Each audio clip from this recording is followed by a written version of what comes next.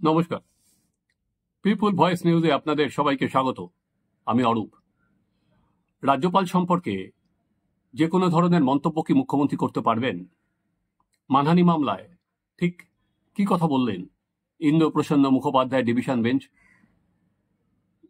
মানহানি মামলার ডিভিশন বেঞ্চের রায় বেরোনোর পর কলকাতার মিডিয়া বা বিশেষ করে যে পোর্টালগুলো যে খবর করছে বা চ্যানেলগুলোতে যে ধরনের খবর দেখানো হচ্ছে সেটা কিন্তু অনেকটাই বিভ্রান্তমূলক।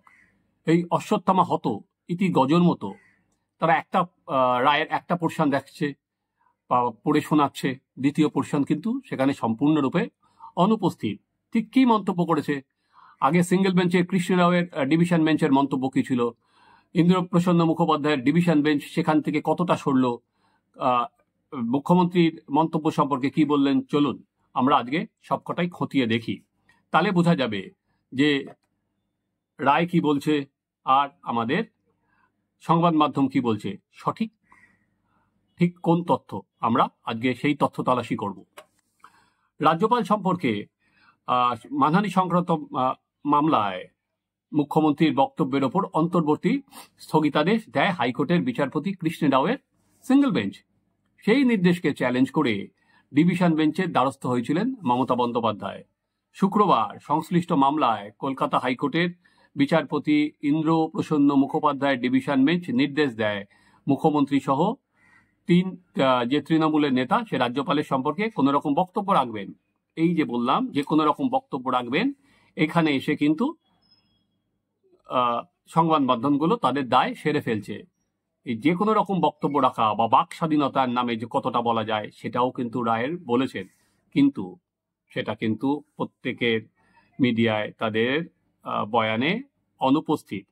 ডিভিশন বেঞ্চের রায় নিয়ে যেটা বিচারপতিরা বলেছেন যে সিঙ্গেল বেঞ্চের রায়ের উপর যে কোনো মানুষের বাক স্বাধীনতা খর্ব করা যায় না। যদি বাক স্বাধীনতায় কিছু কিছু সীমাবদ্ধতা আছে সেটা, তবে কোনো মন্তব্য যেন মানহানি সংক্রান্ত আইন লঙ্ঘন না করে। তাছাড়া সত্য জানার অধিকার সকলের আছে। সেই সত্য যদি জনস্বার্থের সঙ্গে যুক্ত থাকে তাহলে জনপ্রতিনিধির অধিকার আছে সেই বিষয়ে জনসমক্ষে বলা। সুপ্রিম কোর্টের একাধিক নির্দেশে সে কথা বলা হয়েছে। এবার চলুন আমরা খতিয়ে দেখি যে কৃষ্ণ রাওয়ের যে বেঞ্চ তারা কি বলেছিল, আর বিশেষ করে এইটা কি বলে ইন্দ্রপ্রসন্ন মুখোপাধ্যায়ের বেঞ্চ সেখানে কি বলছে। আমরা সেটা যদি দুজনের রায়েরটা দেখি তাহলেই বুঝতে পারবো যে ডিফারেন্সটা কি। এবং এখন মুখ্যমন্ত্রী বা তৃণমূলের আর যে কুণাল ঘোষ এবং দুই বিধায়ক যারা হলেন তারা কি মন্তব্য করতে পারবেন। এবার কি বলছে দেখুন। যে কৃষ্ণ রাওয়ের যে জাজমেন্টের বিরুদ্ধে মুখ্যমন্ত্রীর আইনজীবীরা আদালতের দ্বারস্থ হয়েছিলেন, সেখানে অর্ডারে কি ছিল কৃষ্ণ রাও বলেছিলেন, in view of the above the defendants are restrained from making any defamatory or incorrect statement against the plaintiff by the way of publication and on social platform till 14th August 2024। অর্থাৎ কোনো রকম অবমাননাকর মন্তব্য যাতে না করতে পারেন মুখ্যমন্ত্রী, সেটা কৃষ্ণ রাওয়ের বেঞ্চ সেই নির্দেশ দিয়েছিলেন। এবার তার বিরুদ্ধে এই যে বাক স্বাধীনতার অধিকার বলে মুখ্যমন্ত্রীর যারা আইনজীবী তারা আদালতে গিয়েছিলেন, সেখানে দাঁড়িয়ে আদালত কি রায় দিচ্ছে সেটা খুব interesting.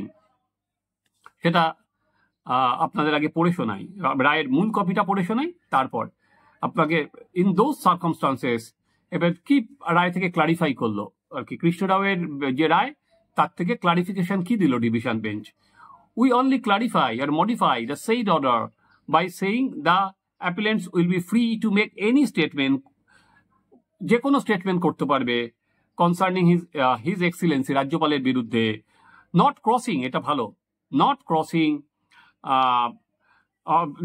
the contrast freedom of speech and expression and public duty as described above।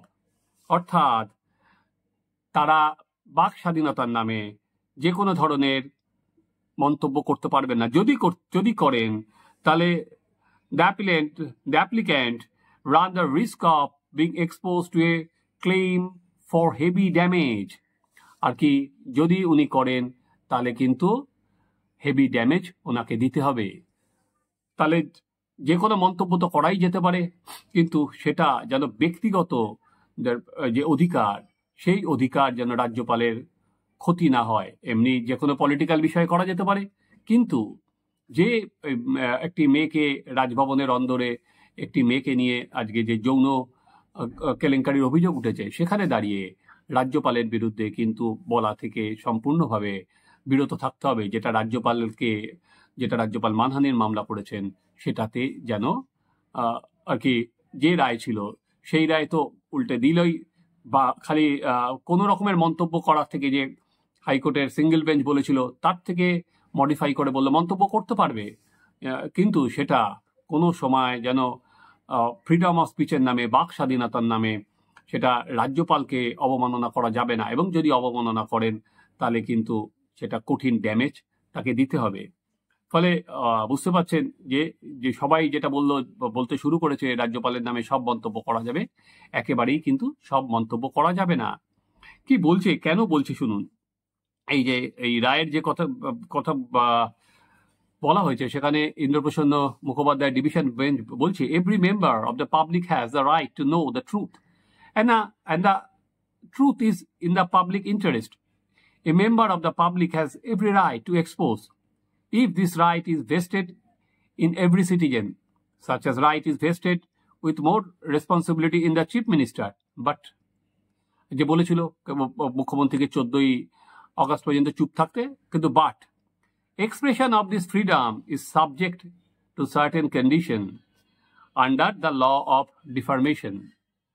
This is the first is that it should stand the test of justification, a truth, or must be a fair comment, or the maker of the statement must owe a duty to the person whom the defamatory statement was published, which is described as qualified privilege. If the maker fails the test, he is liable to pay damage.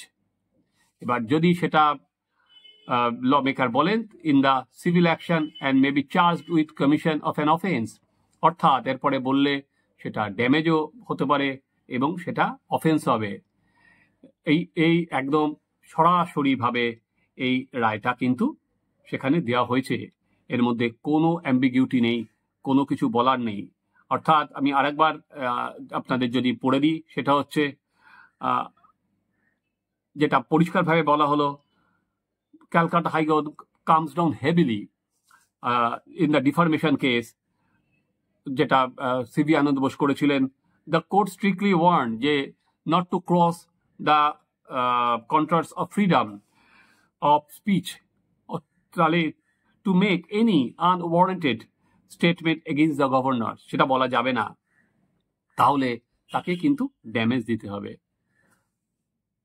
আদতে যেটা আপনাকে বললাম আপনাদের প্রথমেই, যে রায়ের এই কপিটা আজকে এই কারণেই বিশ্লেষণ করলাম যে সঠিক রায় কি দিয়েছে, সিঙ্গেল বেঞ্চের রায় কি ছিল, ডিভিশন বেঞ্চ তার থেকে কোথায় ডিভিয়েট করেছে, কেন ডিভিয়েট করেছে, বাক স্বাধীনতা আমরা সবসময় বলি যে আমাদের বাক স্বাধীনতা আছে, সংবিধান স্বীকৃত, সেটা আমাদের সত্যিই বাক স্বাধীনতা আছে, কিন্তু বাক স্বাধীনতারও যে একটা লক্ষণ রেখা আছে, সেটা কিন্তু আদালত সেটা দেখিয়ে দিয়েছে যে বাক স্বাধীনতার লক্ষণ রেখা কিন্তু সেখানে কোনো রকম অতিক্রম করা যায় না। রাজভবনের তরফ থেকে বলা হয়েছে এক্সপার্ট লিগাল ওপিনিয়ন নেওয়ার জন্য, whether contempt of court petition can be moved against advocate Sanjay Basu, who is reported to have given the wrong news about the decision of Honorable High Court in the defamation case filed by Honorable Governor against Mamata Banerjee। আর কি এখন মিডিয়াকে সঞ্জয় বসু যেভাবে খবরটা দিয়েছেন, বা আমরা বলতে পারি খবরের ভাষায় খাইয়েছেন, সেটা রাজভবন মনে করছে সত্য থেকে অনেক দূর। অতএব কোর্ট যেটা বলেছে চলো নিয়ম মতো, সেটা নিয়মটা কোর্ট ঠিক করে দিয়েছে, যা আর কি বাক স্বাধীনতার নামে যে কোনো পজিশনেই আপনি থাকুন, আমি হতে পারি, আপনি হতে পারেন, মুখ্যমন্ত্রী হতে পারেন, রাজ্যপাল হতে পারেন, সবারই যে বাক স্বাধীনতার নামে তাকে কিন্তু লক্ষণ রেখা মেনে চলতে হবে। সেই লক্ষণ রেখার বাইরে কিন্তু কেউ যেতে পারবে না। সেই লক্ষণ রেখাটা নির্দেশ করে দিল হাইকোর্টের ডিভিশন বেঞ্চ। এটা আবার কৃষ্ণ রাওয়ের বেঞ্চে ফেরত চলে এসছে। এবার সেখানে দাঁড়িয়ে কৃষ্ণ রাওয়ের বেঞ্চ পরবর্তীকালে আর কি মানহানির মামলা, এটা তো এখনই শেষ হয়ে গেল না। এরপরে কি পেনাল্টি হয়, কি ড্যামেজ হয়, অন্য কোনো আর কি ফৌজদারি অপরাধ হিসেবে গণ্য হয় কিনা, বা কোনো পেনাল্টি কি দিতে হয়, সেটা আমাদের পরবর্তী দিকে লক্ষ্য রাখতে হবে। অতএব আপনাদের আজকে যেটা পরিষ্কার করে তুলে ধরার চেষ্টা করলাম সেটা হচ্ছে আদালতের সিঙ্গেল বেঞ্চের রায় কি, আদালতের ডিভিশন বেঞ্চের রায় ঠিক কি। আপনারা দেখুন আমাদের চ্যানেল সাবস্ক্রাইব করুন, আপনাদের মতামত জানান।